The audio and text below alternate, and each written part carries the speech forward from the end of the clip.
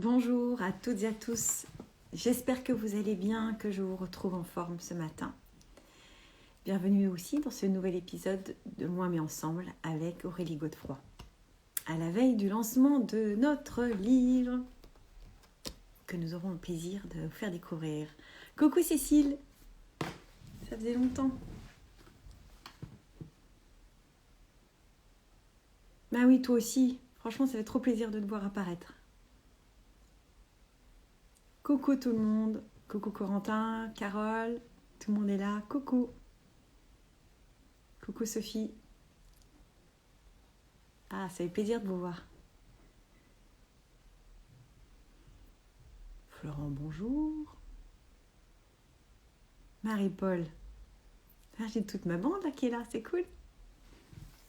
C'est chouette. La petite bande du Zoom. Bonjour Laurence. Salut Corentin. Bonjour Valérie. Merci Cécile.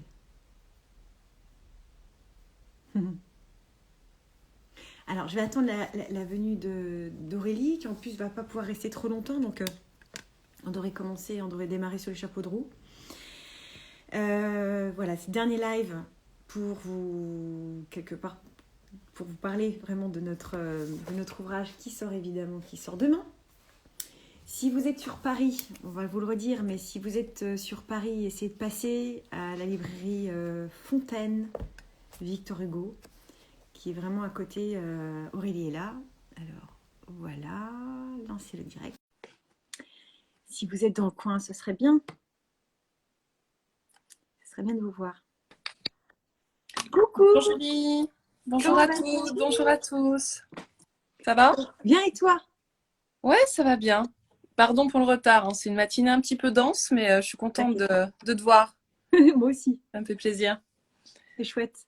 Du coup, je débarque un peu, je sais pas ce que tu étais en train de Écoute, je dis raconter. bonjour à tout le monde. Ils vont Ouais. arriver, ça me fait plaisir. Voilà, tu vois, à force d'être dans T'avais la pas grotte, encore là. attaqué le vif du sujet, quoi. Ça Absolument pas, je t'attendais. Ok. Tu vois, j'étais juste Très en bien. train de redire que les personnes qui sont sur Paris, si elles pouvaient venir nous rencontrer directement à la librairie Fontaine demain, entre 15h30 et 18h30, ce serait formidable. Ouais. Et la chance de se rencontrer tous, ce serait bien. Mm. Et en Oui, plus, oui, on est là puis, toutes les deux. On est là toutes les deux, donc c'est chouette. oui, alors c'est vrai qu'en plus, c'est pas forcément, étant donné les circonstances, quelque chose qui va se reproduire très très fréquemment. Donc c'est vraiment l'occasion. Voilà, pour les Parisiens, de nous voir et qu'on puisse échanger. On est vraiment impatients d'avoir aussi vos retours. Alors ça, bien évidemment, ce sera pas demain puisque vous n'aurez pas lu le livre, mais c'est vrai que on est vraiment, oui, très en demande, même sur Insta, Facebook. Enfin, n'hésitez pas après à nous envoyer vos commentaires, vos remarques, ce qui vous a plu, ce qui vous a moins plu. Voilà, avec Julie, on est preneuse de tout. Alors, je vais te dire, mais d'ailleurs, en direct, c'est drôle parce que j'ai offert l'un des livres à une amie. Et en fait, c'est pas elle qui l'a lu en premier, c'est son mari. Ah, c'est marrant. Je te montre. Mais tu sais, Julie, il y a un truc qui est très curieux, c'est que j'ai l'impression que nos premiers lecteurs sont des hommes. Oui. Parce qu'en fait, moi, c'est mon meilleur ami qui l'a lu en premier, alors Oui. que, tu vois, quand je lui ai offert, c'était vraiment un geste comme ça, quoi, tu vois, d'amitié. Mais j'imaginais pas qu'il allait le prendre avec lui en week-end et qu'il allait le dévorer en 2 jours, quoi. Ah, incroyable. Ouais. Il Mais c'est chouette, c'est bien, tant mieux. Si les hommes Tant aussi, mieux. ça leur parle, c'est une bonne nouvelle. Ah, mais très bien, très très bien. C'est une très bonne nouvelle parce que ça vous concerne aussi, les gars. C'est-à-dire que la meilleure façon finalement de nous connaître en tant que femmes, c'est de lire ce livre. C'est vrai, puisqu'il nous concerne bien sûr, ça parle de femmes, mais justement, ça parle de femmes. C'est pour ça qu'un homme même qui lit des magazines de femmes est souvent un bon mec. Bien souvent. Donc le retour était plutôt positif, alors que Ouais. le mari de ma copine en question, c'est plutôt un vieux ronchon. Et il va être content si t'écoutes là. Non, mais il ne l'écoutera pas, mais il le sait. Il est trop marrant, je l'adore. Et en fait, il a dit non, vraiment, j'ai bien aimé. C'est fluide, c'est agréable à lire. Pourtant, je pensais franchement qu'il allait nous casser, mais pas du tout, en fait. Vraiment pas. Bah oui, alors moi je te fais un petit peu aussi le retour en exclu d'une personne que j'aime beaucoup parce qu'en plus c'est une sophrologue d'ailleurs et qui a dévoré aussi le livre ce week-end. Et vraiment, elle me disait que ce qu'elle avait beaucoup apprécié, au-delà du fond, c'était justement cet échange, ce dialogue. Parce qu'en fait, je lui ai demandé si elle n'avait pas trop désarçonné. Je ne sais pas si tu en as reparlé déjà Encore. aux personnes qui te suivent. Bah, dans ce cas-là, voilà, tu vas peut-être le faire après. Mais en 2 mots, justement, elle me disait que c'était pas du tout déstabilisant et qu'au contraire, ça créait vraiment une atmosphère où elle avait l'impression d'être avec nous dans un salon et en fait, c'est un petit peu le but. C'était vraiment ce qu'on avait essayé de faire transparaître, quoi. Que voilà, il n'y ait pas du tout, justement, de mise à distance ou quoi que ce soit. C'est vraiment que les lecteurs soient avec nous. Donc, j'étais contente de ce retour aussi. Complètement. Parce que, comme tu l'as remarqué aussi, il y a eu 2 remarques importantes des lectrices de Duc qui étaient très surprises justement de ce dialogue, qui étaient un petit peu interloquées et quand même étaient empêchées dans leur lecture. Sachez quand même que la genèse de ce livre, c'est quand même ce dialogue-là que nous avons toutes les deux là en live. Donc nous avons voulu absolument conserver cette authenticité, l'une et l'autre, dans notre façon de parler et notre liberté d'une certaine manière aussi, Oui. notre liberté de dire ce qu'on Mm. pensait des sujets. C'est vrai que nous nous sommes concertés au préalable pour les sujets, donc les chapitres qui sont devenus des chapitres, mais ensuite c'est vrai que nous avons échangé par mail, parce qu'en plus on n'a pas pu travailler ensemble à cause de cette histoire de... Hein, comment ça nous gonflait Mais d'ailleurs. exactement, tu vois, je trouve que c'est intéressant parce qu'on peut vraiment dire que c'est un livre, c'est une création en fait de cette année compliquée et je pense unique, tu vois, dans l'histoire. C'est-à-dire qu'en fait, encore une fois, ça a commencé avec le premier confinement, donc la genèse et l'idée de ce livre. Ensuite, quand on a décidé de l'écrire, bien évidemment, quand on s'est retrouvés, on a bu un verre dans un café, c'était sympa. Et on n'imaginait pas qu'après, on serait à nouveau voilà, dans l'empêchement de se voir. Donc en fait, on l'a écrit, comme tu dis, ensuite voilà, par mail. Mais bon, je pense que le résultat n'empathie pas plus que ça. Au Non. contraire, ça donne quelque part bah, une forme de spontanéité et de légitimité. Et surtout, on s'est débrouillé avec les moyens du bord. Enfin, on n'avait pas le choix. On a quand même tenu à faire ce livre.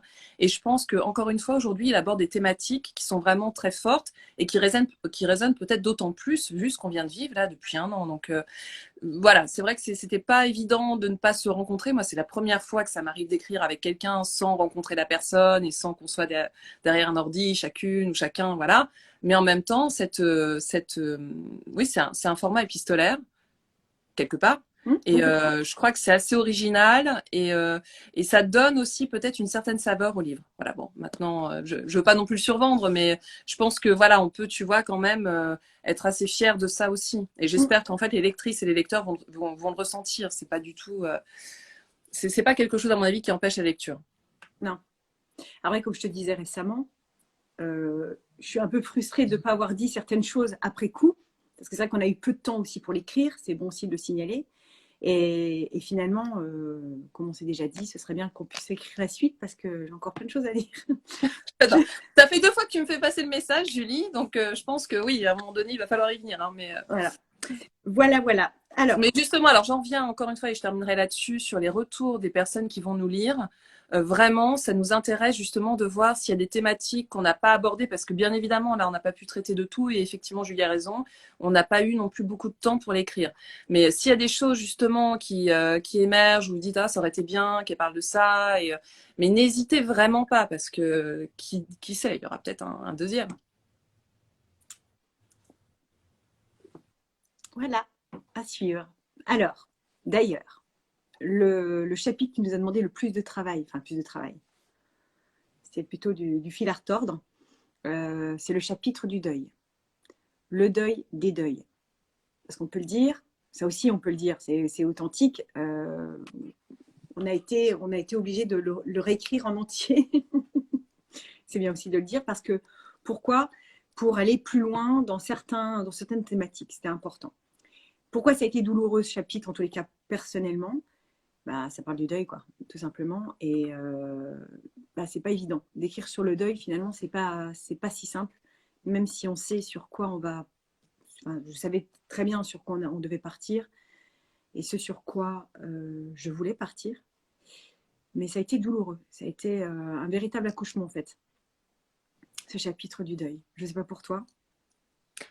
Oui, bah déjà, c'est vrai que si on prend la table des matières, on voit qu'on n'explore pas que des sujets qui sont joyeux. Enfin, on n'a pas voulu s'arrêter au vernis rose, voilà, du féminin, du côté un peu, justement.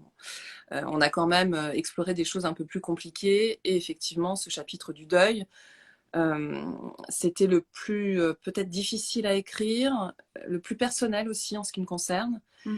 Et c'est pas évident, justement, d'être toujours dans l'authenticité sans pour autant aller dans l'exhibitionnisme. Alors, je sais pas si je suis claire ou pas, mais je pense que toi, comme moi, on a voulu, bah, bien évidemment, du coup, parler de nous et de nos vies. Euh, et coucher ça sur le papier, bah, c'était pas facile. Donc, je suis d'accord. Je suis d'accord. Voilà. Donc, à J'ai un partir petit de là, souci de lumière, mais tout va bien. Est-ce que tu oui, as 2 secondes, Julie, pour. oui, Je vais juste recharger mon ordinateur parce que j'ai peur que là, de plus avoir de batterie. J'arrive. recharge. Nous sommes en tête à tête.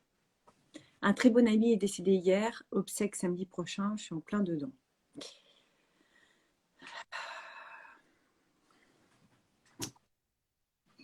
Courage Caroline, on est avec toi.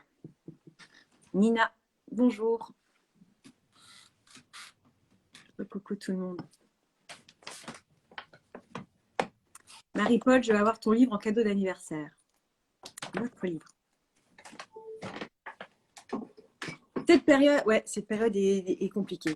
Alors, c'est vrai que ne soyez pas surprises et surpris de voir que justement dans ce chapitre du deuil, on parle du deuil au féminin.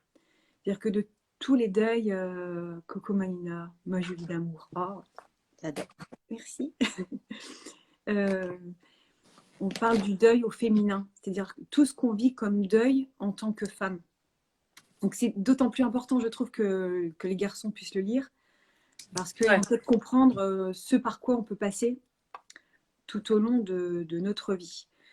Parce que le deuil, c'est pas uniquement la perte humaine, même si c'est complètement tragique, on le sait.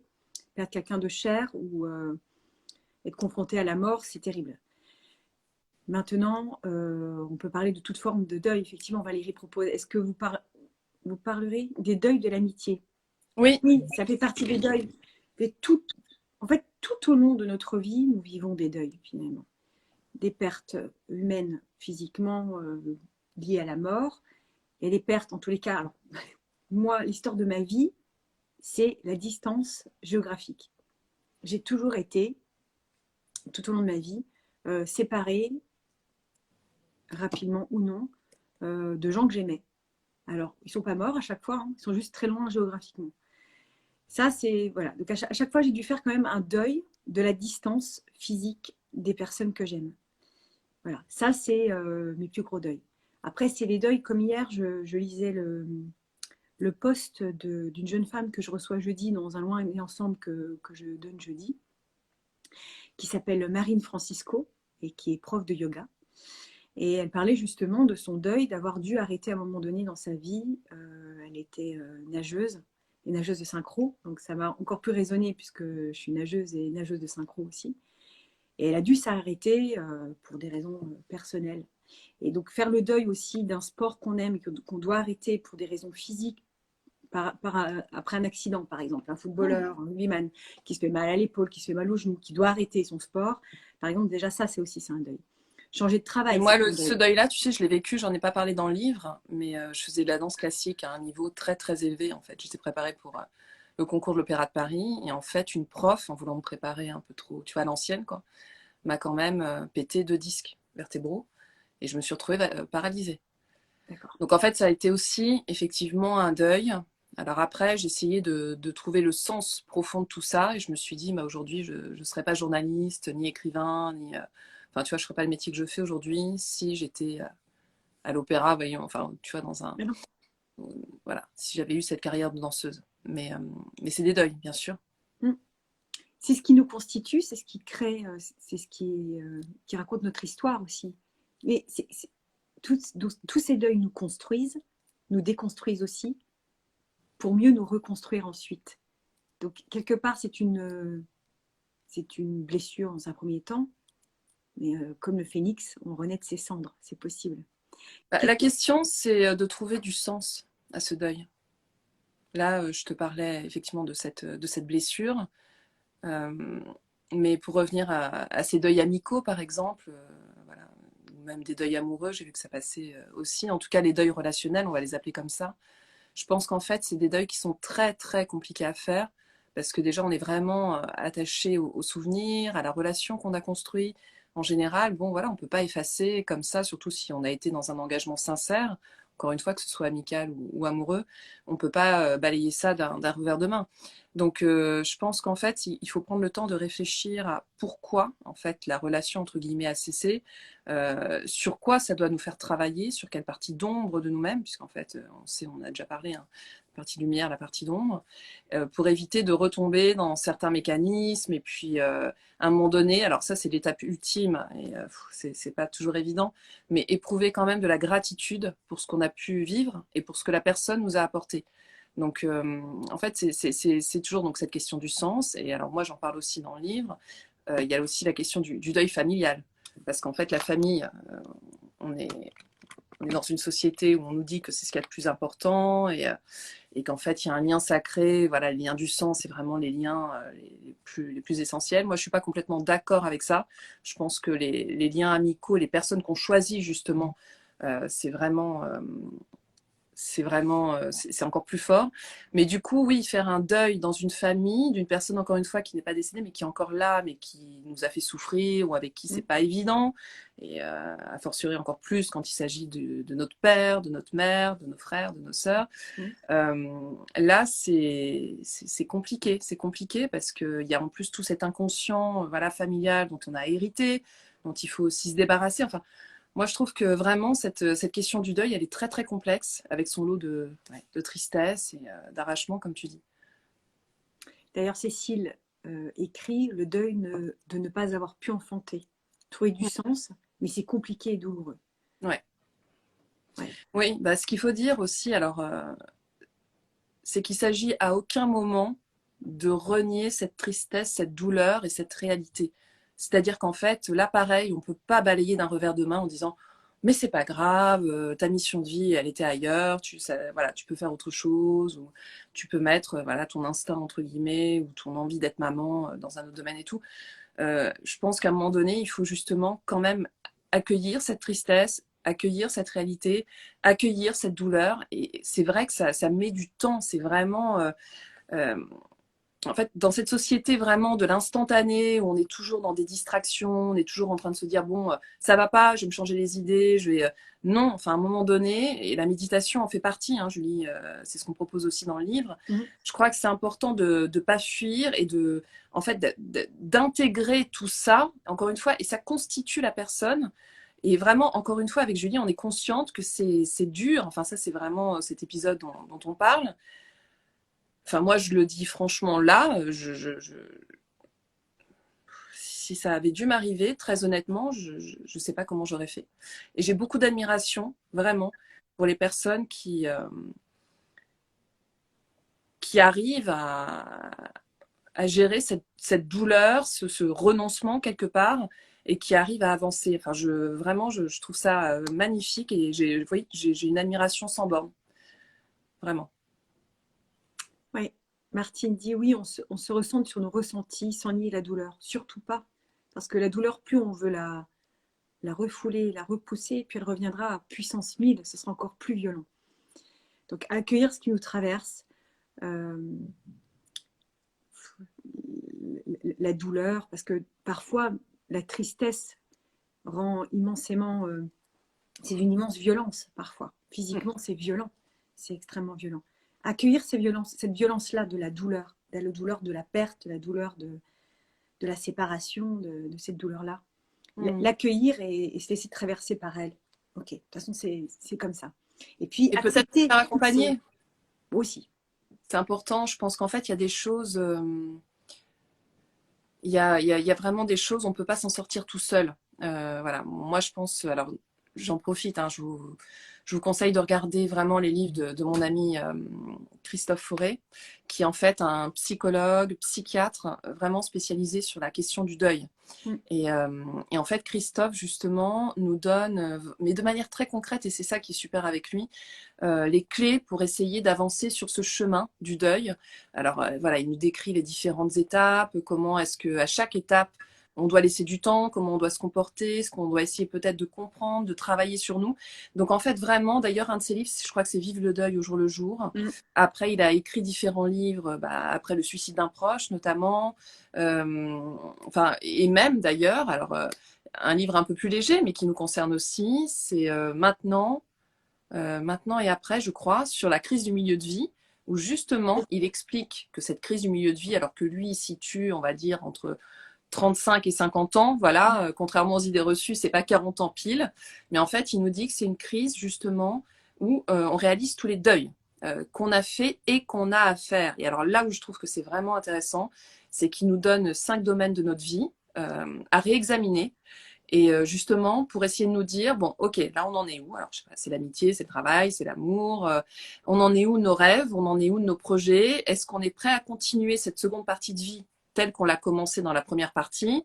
Et sinon, de quoi est-ce qu'on est prêt à faire le deuil pour justement réajuster tous ces domaines? Et moi, je trouve que c'est assez intéressant parce que souvent, enfin, moi, j'entends beaucoup de personnes qui ont 60, 65 ans qui me disent, ah, de toute façon, je suis passée à côté de ma vie, il n'y a rien à faire.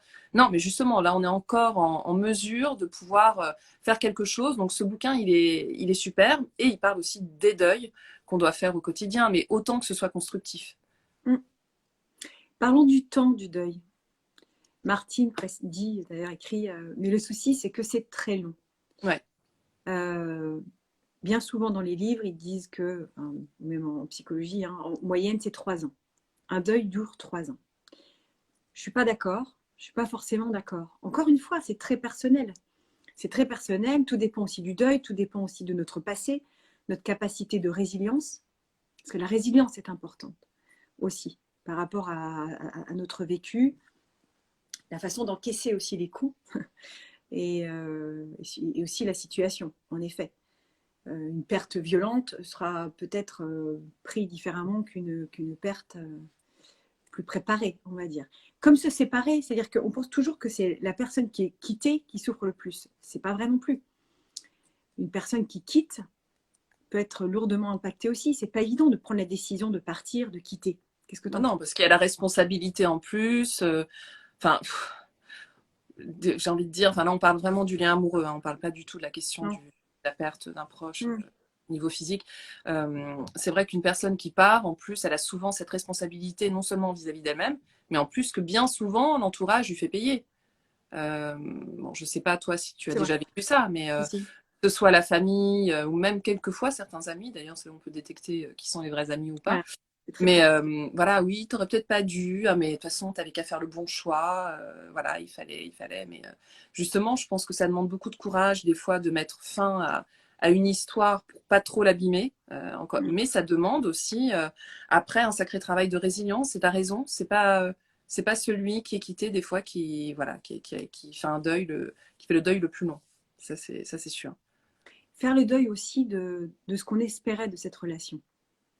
C'est-à-dire que bien souvent aussi, quand on décide de quitter, de partir, c'est qu'à un moment donné, on ne se sent plus bien dans cette relation-là, on décide de passer à autre chose pour être mieux, pour aller vers soi, pour se rapprocher de soi et accepter que, ben déjà que c'est fini, accueillir ça, et aussi faire le deuil de la relation idéale qu'on s'était peut-être imaginé vivre. Ça, c'est encore autre chose. Qu'est-ce qui est dit là? Nathalie, bonjour, hâte de lire pour ma part, fin 2019, deuil de mon père, dont je pensais avoir fait le deuil compliqué. Voilà, le jugement intervient souvent et le sentiment de culpabilité s'installe. C'est la culpabilité en permanence, hein, on y revient. Et d'ailleurs, dans le livre, dans la méditation proposée, c'est essentiel, la non-culpabilité. C'est-à-dire que quel que soit le deuil qu'on traverse, à un moment donné, stop à la culpabilité. Mais ça aussi, ça suppose un travail. Bien sûr. Un travail, mais un travail d'acceptation, un Mm. travail effectivement d'en parler, et ce fameux travail de deuil et d'acceptation de tout ce qui peut nous traverser. Mm. Qu'est-ce qu'on a d'autre comme deuil de femme? Bah, moi, je parle dans le livre du postpartum. Hmm. Parce qu'en fait, je trouve qu'on n'en parle pas assez. Alors, c'est ce que je dis. Ouais. Hein. Alors en France, là, ça commence un petit peu à émerger. Bon, le postpartum, donc c'est ce quatrième trimestre de grossesse, en fait, c'est un petit peu comme ça qu'on le qualifie, où justement, bah, une fois que les femmes ont accouché, en général, voilà, tout doit être bien, tout doit être parfait. Il suffit de regarder d'ailleurs toutes les petites nanas sur Instagram qui nous montrent un corps complètement, voilà, bien, avec des abdos parfaits, et puis voilà, des fois passer aussi par la case chirurgie esthétique, voilà, pour montrer comment la maternité, alors que tu viens d'accoucher de 2 semaines, est absolument merveilleuse. Bon, elle peut l'être. Voilà. Moi, personnellement, bon, ça s'est bien passé, vraiment, en tout cas au niveau physique. Psychologiquement, ça a été plus compliqué. Mais c'est vrai que ce quatrième trimestre de grossesse, on n'en parle pas beaucoup. Et souvent, les femmes sont laissées un petit peu, mais vraiment pour compte. On s'occupe plus du bébé que d'elles, finalement. Alors oui, il y a le baby blues. Et ce postpartum, il peut aussi se traduire par vraiment un dégoût de son corps, un sentiment d'impuissance, beaucoup de solitude aussi. Et je pense qu'en fait, il y a aussi ce deuil-là, c'est-à-dire qu'en fait, on imagine souvent que quand on aura un enfant, bah voilà, tout sera merveilleux. Une fois qu'on aura accouché, voilà, tout sera dans le plus beau des mondes. Alors qu'en fait, c'est pas si simple que ça. Et en fait, il faut faire aussi le deuil de notre corps, entre autres, de femmes d'avant. Faire le deuil aussi de notre mode de vie. Enfin, c'est-à-dire que c'est évident, quand tu as des enfants, tu peux plus travailler comme avant. Donc en fait, je pense que je préfère voir ça comme une forme de mue, parce que encore une fois, je pense qu'il faut voir le positif, il faut voir un petit peu le sens et justement, voilà, la lumière que ça peut nous apporter, mais c'est quand même une période compliquée à traverser. Et c'est vrai que les hommes, je pense pas qu'ils le vivent. Voilà. Hmm. Différemment. Maintenant, parlons d'hommes. La dernière fois, je suis tombée sur, pareil, sur Instagram, d'un garçon qui disait quand même la société est vache de nous faire croire que avoir un enfant ne change rien à notre vie. Et il dit non mais c'est complètement faux et ça suffit quoi. Je trouve ça chouette qu'un garçon puisse dire ça parce que en effet la société mais si mais ça change rien donc il faut faire genre ah mais tout va bien alors qu'à l'intérieur de soi on est ébranlé, épuisé bien souvent. Mais non, il faut avoir toujours bonne mine, être toujours au top. Ça suffit, le dictat aussi de la perfection permanente, de du fait que, hop, on remonte, c'est reparti. Ça me fait penser à, tu sais, comment elle s'appelle? Kate Middleton, tu sais, la nana de William, Oui. le futur peut-être roi d'Angleterre. Eh bien, j'ai trouvé ça incroyable qu'elle sorte de la maternité quelques heures après son accouchement avec une robe très près du corps. Et tu te souviens peut-être de la réaction de beaucoup de gens, en disant mais c'est quoi ce ventre? C'est quoi ce ventre? Oui, un ventre juste après un accouchement ne dégonfle pas d'un coup. C'est pas parce que le bébé sort que le ventre devient un plat. Non, pendant quelques jours, ça reste gonflé. Ah ouais. Bon, et c'est normal. Et j'ai trouvé ça. Et c'est vrai que ce genre d'image, on n'a pas l'habitude de la voir. Mm. C'est quand même assez dingue. C'est-à-dire qu'on cache la C'est marrant, réalité moi des je choses. pensais plutôt à Meghan. Tu te souviens de l'image de Meghan ou pas? Mégane, je ne me souviens pas d'elle. Non. Ouais, moi c'est Elle ce a qui fait pareil. Ah oui, Elle a ça fait m'avait pareil. vraiment frappé. Ah oui. Mm. Alors la quête, c'était quand même assez intéressant et important. Et pour les trois, elle a fait pareil. Et je trouvais ça bien. C'est voilà, oui, ok. Ben voilà, c'est un corps qui vient d'accoucher. Mais encore, elle est debout 2 heures après son accouchement, c'est quand même balèze. Mm. Mm. Toute pimpante, toute bien maquillée, toute belle. Mais néanmoins, oui, il y a ce ventre qui est là et montrons-le, oui. Mm. Tout n'est pas parfait, tout n'est pas facile. Et c'est, comme on dit en sophro, c'est OK. C'est Ouais, OK. ouais, bien sûr. C'est OK de ne pas être au top, c'est OK d'être traversé par de la fatigue, du chagrin. Oui, mais l'appel qu'on peut peut-être lancer, encore une fois, c'est vraiment. Enfin, moi, tu vois, par exemple, encore une fois, pour revenir à la famille, et ça aussi, ça a été un des deuils familiaux. C'est-à-dire que quand j'ai accouché de ma fille, j'aurais aimé plus de soutien, plus d'attention. Voilà, je trouve qu'il y a. Encore une fois, les mamans qui accouchent, faut pas penser que. Enfin, tout est OK pour elles. Je crois que c'est le moment ou jamais d'être présent, présente, amis, famille, enfin. Et il faut pas qu'il y en ait que pour le bébé. Là, je suis désolée, mais non, Mm, non. je suis d'accord. Le bébé, c'est important, bien évidemment. Il faut qu'il soit en bonne santé. Il faut lui apporter amour, affection. Et ça, on sait que c'est important dès les premières heures de la vie, dès les premiers instants. Mais une mère a aussi besoin. D'ailleurs, moi, je pense que Bon, et après, j'arrêterai là. Mais la césure avec ma famille s'est fait à ce moment-là. C'est-à-dire qu'en fait, je me suis rendu compte que l'attention, je n'étais vue plus que comme une mère qui Ouais. avait donné un nouvel enfant, en fait, à la famille. Et la dimension humaine, enfin, si tu veux, moi, qui j'étais, Aurélie, ça a complètement disparu. En fait, j'étais Mm. devenue qu'une procréatrice. Et très honnêtement, ça m'a fait beaucoup. C'est à partir de ce moment-là que j'ai beaucoup réfléchi sur la question de la mère, ce dont je parle bien évidemment tout le long du livre, parce que je me dis, mais vraiment, j'espère que j'aurai cette conscience quand ma fille accouchera, si elle doit accoucher un jour, mais de ne rien changer dans mon rapport vis-à-vis d'elle, au contraire, peut-être même de l'aimer plus, de l'aimer différemment, mais surtout de ne pas couper comme ça pour d'un seul coup juste voilà, focaliser mon attention sur l'enfant. Donc chérissez les mamans là qui viennent d'accoucher autour de vous et je crois que c'est vraiment important d'en avoir conscience. Il y a quelque chose d'ailleurs qui m'avait marqué quand juste après l'accouchement de ma fille. J'ai une amie qui était venue, qui m'avait offert un parfum. Je me souviens, c'était Chalimard d'ailleurs. Et je lui ai dit, mais en fait, j'avais pas compris. Je lui ai dit, pourquoi tu me fais un cadeau? Elle m'a dit, mais il n'y a pas de raison. Mm. Il n'y a pas de raison. C'est toi qui viens de mettre au monde une petite fille. Enfin, je veux dire, voilà, c'est important de te célébrer toi aussi. Waouh, et j'avais été extrêmement touchée de cette attention-là. Elle avait ramené un petit paquet pour la petite, mais moi aussi. Ah ouais. Et je me suis dit, mais oui, mais oui. Et c'est vrai que c'est important de. Enfin, je veux dire, c'est quand même la maman qui fait tout le boulot quand même. Voilà. Ouais. Oui, il va bien. Il y a une remarque très intéressante là de Elia. Non, attends. Donc, le deuil de ne pas avoir d'enfant, mais ça, c'est vrai qu'on en a parlé.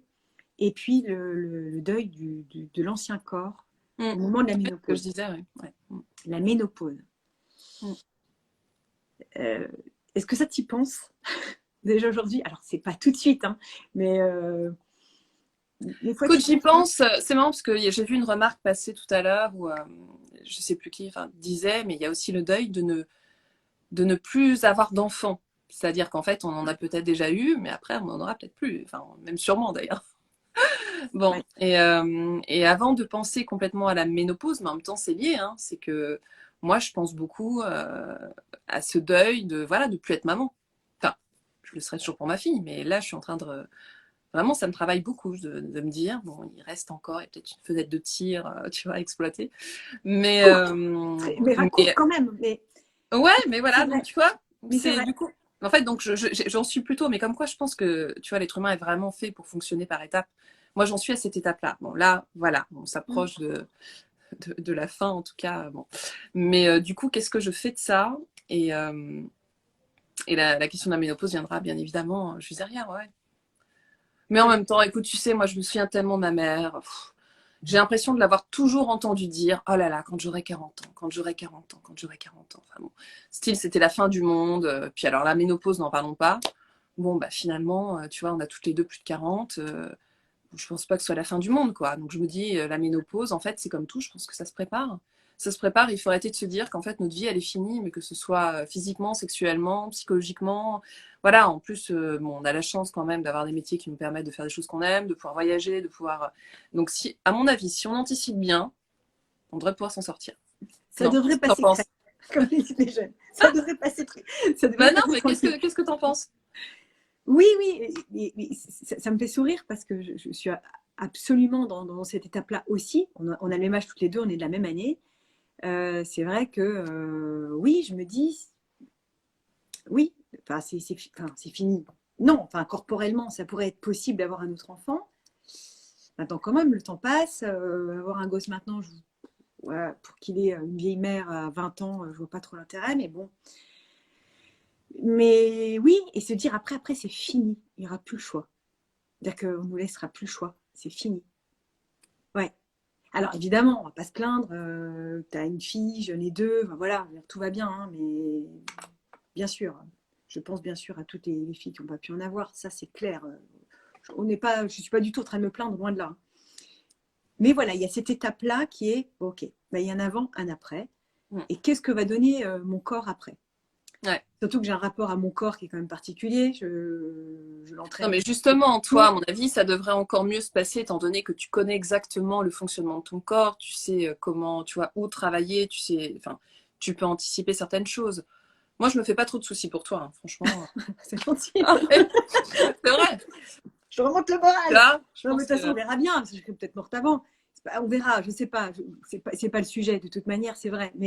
Mais oui, mais je me dis, peut-être qu'il peut me faire un coup de vache. Un truc un Hmm. peu de. Ah, tiens. Et que Bon, je pourrais écoute, pas tu sais anticiper. quoi? On Oui, verra bien. oui, voilà. Je pense Vivons qu'il le faut pas moment se présent. focaliser là-dessus. Non, vivons le moment présent, mais Hmm. effectivement. Mais comme le disait, ça c'est entre nous, là, celles qui ont à peu près notre âge. J'ai une cliente qui est allée voir une spécialiste justement de la ménopause. Et elle disait, en fait, au moment de la préménopause, c'est là où il faut faire hyper gaffe à ce qu'on mange et vraiment faire beaucoup plus de sport même pour justement ne pas stocker. Ne pas stocker avant. Parce qu'une fois qu'il y a la ménopause, tout ralentit vraiment. Donc, l'idée, c'est de faire super gaffe avant. Tchac, le moment vraiment, être super carré. Donc, en fait, Et c'est un peu évidemment, là, c'est maintenant. oh, faut pas déconner. Bah, je sais pas. Après, ça. Merde, non, je veux pas. Quand la dernière fois, j'ai vu dans un post Instagram une nana qui disait oh, bah 40 ans, finalement, la vie n'est pas finie. Et je l'aurais noyé. J'ai dit, mais j'ai rien dit, mais 40 ans, bah non, encore heureux, quoi. Non, non, je ne veux pas être enterrée maintenant. C'est-à-dire que j'ai encore de belles années devant moi. Et non, c'est pas fini. Et même 50 ans. Mais même après la ménopause, la vie n'est pas terminée. On a encore Non, non, et puis plein, alors là, je viens plein de de choses voir à vivre. passer un post, quelque chose d'intéressant. Oui, la ménopause est synonyme de sagesse. Alors, pour revenir très vite sur les archétypes, le féminin sacré, tout ça, c'est la figure de la crone, enfin, vraiment de cette femme sage qui est dans la transmission. Donc, il y a aussi toute une facette à explorer, pardon, à cet âge de la vie qui est passionnant, encore une fois, si on s'y prépare, si on accueille avec vraiment de la bienveillance et un grand oui, quoi, cette période de la vie. Oui, oui, oui, oui.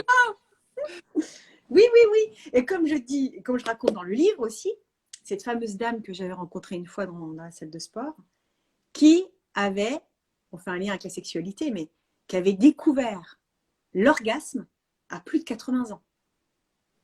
Voilà.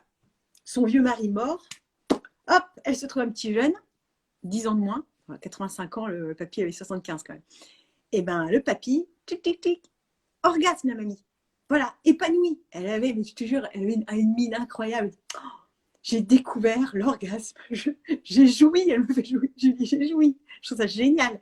Donc c'est bon, hein, on a encore de belles années devant nous. Hein, les filles, tout va On y bien. croit. Oui, Bon, ma oui. Julie, tu sais, Ah oui, c'est pardon, vrai. hein, mais je dois enchaîner. Oui, Je te laisse faire la méditation, du coup, oui, voilà. On se retrouve demain à la librairie Fontaine, oui. 15h30, 15h30. à Et partir de 15h30. Et puis, bah, venez nombreuses et nombreux nous trouver, papoter un petit peu. Ce sera limité à 16 personnes. Mais voilà, ça tournera et va bien se passer. Voilà. bonne Merci journée. Aurélie. Oh, c'est dommage, j'ai pas envie que tu partes. Ouais, mais là, bah, Mais je tu sais, connais, je tu sais. sais, voilà. Allez, Je bisous et t'embrasse. bonne journée. À demain. À Ciao. demain. Je vous garde encore un petit peu. Je vous garde encore un petit peu. Est-ce que vous avez d'autres choses à voir avec le deuil? Alors, je termine sur le deuil en parlant aussi de ces femmes qui voient leurs enfants partir de la maison. Toutes celles qui se sont occupées de leurs enfants quasiment toute leur vie, qui ont même mis de côté leur vie professionnelle pour élever leurs enfants et qui voient leurs enfants quitter le nid. Et ça aussi, c'est un deuil à vivre, à traverser, encore une fois, à accueillir et à accepter. Ça fait partie aussi des deuils des femmes, comme les avortements, comme les fausses couches, comme tout ça. À chaque fois, c'est des petits deuils qu'il faut encaisser et repartir, se relever. Tomber 7 et se relever 8, ne rien lâcher. Et les filles, vous savez que vous êtes toujours au top. Le syndrome du nid vide, ouais. Oui, oui, oui.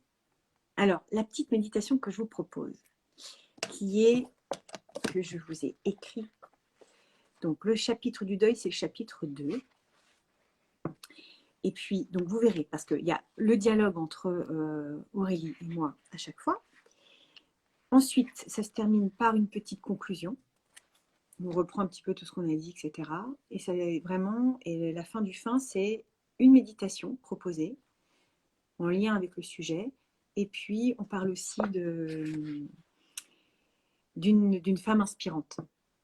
À chaque fois, on clôt le chapitre par une femme inspirante avec une petite bio sur une femme qu'on trouve super inspirante. Oui, on fait constamment des deuils. C'est en permanence. C'est l'histoire de nos vies. Et ce sont des deuils successifs. C'est comme ça. Effectivement, comme disait Aurélie tout à l'heure, ce sont des mues. Et c'est comme ça qu'on avance. Et donc, cette petite méditation, elle est mince. Si je ne suis pas sur le bon chapitre. Oh, Juju, n'importe quoi. Voilà, c'est page 48. Page 48, c'est tout simple. On l'a déjà vu en méditation ensemble. C'est quand on sent que le cœur est trop gros, quand on est submergé par un immense chagrin, par une immense détresse sur le moment. C'est simplement, mais ça on peut le faire très souvent finalement, c'est mettre une main sur son cœur, l'autre main sur le ventre. Et rien que de faire ça, c'est comme si on s'enveloppait, on se faisait un immense câlin.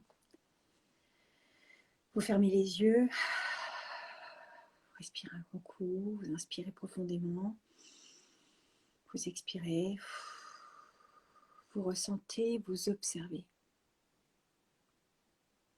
Accueillez ce qui est là, accueillez cette émotion qui est là, cette douleur, ce chagrin, cette colère. Parce qu'on passe finalement par toutes ces étapes que je décris aussi dans le livre, toutes les étapes du deuil. Ce par quoi on passe pour transcender, pour finir par transcender, évoluer, avancer sur ce chemin du deuil. Encore une fois, dans ce livre aussi, je vous livre une part de moi, avec ce que j'ai vécu il y a plus de 8 ans maintenant. Voilà, vous en saurez plus dans ce chapitre du deuil que je ne vous ai jamais dit. Voilà, parce que j'ai jamais eu le courage, c'est vrai, j'avoue, de vous le dire en direct. Vous le découvrirez dans le livre. On va dire que c'est encore douloureux, mais je suis plus dans l'acceptation. Il m'aura fallu 7 ans pour accueillir cette situation. Voilà, donc chacun son rythme, chacun son rythme. Il m'est arrivé, comme je dis aussi dans le livre, de mettre la tête dans l'oreiller et d'hurler dedans parce qu'il n'y a pas de forêt à côté. Enfin, il y a les bois de Boulogne, mais bon, il y a une vraie forêt vierge où on peut hurler, ou je ne sais pas, un désert où on peut crier sa colère, sa détresse, son chagrin. Alors, les oreillers, c'est très efficace. La tête dans l'oreiller, on donne un grand coup, on tape dessus, ça fait du bien. Ça passe. Donc, il y a ça. Et il y a aussi, juste après, vraiment accueillir cette émotion, mettre une main sur le cœur, une main sur le ventre, et puis de se dire, ok, c'est quoi ton besoin? Alors, si c'est un deuil, je veux revoir cette personne. Bon, c'est pas possible. Bon, ok. Si c'est parce que on est séparé justement d'un enfant ou de quelqu'un qu'on aime, parfois c'est pas possible. On peut pas faire autrement. C'est autre chose. C'est quoi ton besoin là? Allez, c'est d'aller me couler un grand bain chaud avec de la mousse dedans, d'écouter de la musique que j'aime. Et voilà. Ça peut aider dans l'instant. C'est quand on vit une période de deuil, quand on vit quelque chose de douloureux, c'est step by step. Et accueillons aussi toutes ces étapes. C'est comme ça. On passe tous par là. Il nous faut plus ou moins de temps pour accueillir et réussir à passer cette période de deuil, que ce soit plus douloureux en fait. Ce sera toujours là, mais arriver à ce moment où ça ne devient plus, c'est plus douloureux. C'est comme ça. Il faut du temps. Et c'est pas après pas. Prenez le temps. Occupez-vous de vous. Avancez doucement. Accueillez ce qui s'est passé. Même si c'est extrêmement douloureux, C'est ce qui nous constitue, c'est ce qui fait qu'on est nous. C'est ce qui fait finalement notre richesse, notre force aussi. C'est chouette aussi d'avoir souffert. Pour rien au monde, finalement, j'aurais voulu ne pas souffrir de tout ça parce que je serais peut-être pas là devant vous aujourd'hui, je ne parlerai peut-être pas de tout ça, ça c'est sûr. Et je n'aurais certainement pas fait tout ce travail sur moi. Et finalement, c'est chouette. C'est chouette. Finalement, c'est chouette. Voilà. Dans les lectures sur le deuil, si ça vous intéresse, alors il y en a un, il parle un peu de tous les âges de la vie. C'est un livre de Christiane Singer qui s'appelle justement Les âges de la vie. Un très beau livre à vous offrir, Christiane Singer qui écrit vraiment des très jolies choses. Voilà, chez Albin Michel, Espace libre. Voilà, il est urgent de redécouvrir les richesses des différents âges de la vie. Gestation, enfance, adolescence, jeunesse, âge adulte, vieillissement, enfin vieillesse, j'arrive plus à lire. Chaque moment d'existence possède sa beauté et sa magie propre. Nous avons une grande spécialiste, Elisabeth Kubler-Ross, et qui écrit souvent avec David Kessler, entre autres celui-ci, qui s'appelle c'est sur le deuil, sur le chagrin et le deuil. Alors sur le chagrin et le deuil, je n'ai pas noté quoi que ce soit, c'est étonnant. D'habitude, j'ai des livres dans un état après tout gribouillé. Mais sur le chagrin et le deuil, qui est un beau livre d'accompagnement. Toujours pas de livre audio. C'est-à-dire, c'est quoi ta question, Cécile? Oui, Isabelle, prendre le temps d'être bienveillant avec soi. Ah oui. Alors, j'écoute pas de livre audio, hein, je vous le dis. Quand je lis, puis je mets sur papier. Alors, c'est pas très écolo, je sais, mais j'ai besoin de toucher le papier. Mais alors voilà, sur le chagrin et le deuil, il y a Leçon de vie aussi, qui est très très beau. Et ça, je pense qu'il faut l'avoir lu à tous les âges de la vie. Leçon de vie d'Elisabeth Kubler-Ross, encore une fois, et de David Kessler. Leçon de vie chez Pocket Spiritualité. Comprendre le sens de nos désirs, de nos peurs et de nos espoirs. Vraiment, un très beau livre, même à lire plusieurs fois dans sa vie. Très chouette. Sortir du deuil avec Anne Ancelin Chesson-Berger, qui a co-créé avec Evelyne Bisson-Geoffroy, Sortir du deuil, surmonter son chagrin et réapprendre à vivre. Petite bibliothèque Payot. Voilà, très chouette aussi. Elisabeth Kubler-Ross, encore une fois, Les derniers instants de la vie, que j'ai toujours pas rendu à ma mère. Je l'ai piqué dans sa bibliothèque, il ne faut pas lui dire. Maman, si tu écoutes, je t'ai pris ton livre la dernière fois. Voilà, mais je te le rendrai. Les derniers instants de la vie. Donc un peu plus costaud, hein, mais voilà, qui parle vraiment de la mort. La mort expliquée aux enfants, mais aussi aux adultes. Un très joli livre du docteur Jean-Jacques Charbonnier, chez Guy Trédaniel, qui permet d'aborder le sujet de la mort avec les enfants. Voilà. Puis voilà, c'est tout. C'est tout pour aujourd'hui. C'est tout pour aujourd'hui. Voilà, donc la mort expliquée aux enfants. Très chouette livre. Il y a des livres aussi un peu plus vulgarisés, mais celui-là est assez dense. Enfin, le lire à deux, le lire avec, aux enfants et avec les enfants, c'est vraiment chouette. Je vous souhaite une très très très belle journée. Ensoleillée, j'espère, pour tout le monde. Nous, à Paris, on a du beau temps. C'est chouette, ça change tout quand même. Et je vous dis peut-être à demain, si vous êtes à Paris. Passez nous voir, franchement, ça me ferait vraiment très plaisir de vous voir, de vous rencontrer, de vous découvrir et d'échanger avec vous, vraiment. Je vous embrasse fort. Prenez soin de vous. Et je vous dis à jeudi matin pour un nouveau Loin mais ensemble. Et on fera du yoga. Donc, vous sortirez vos tapis et vos tenues de sport. Très belle journée à vous. Bye.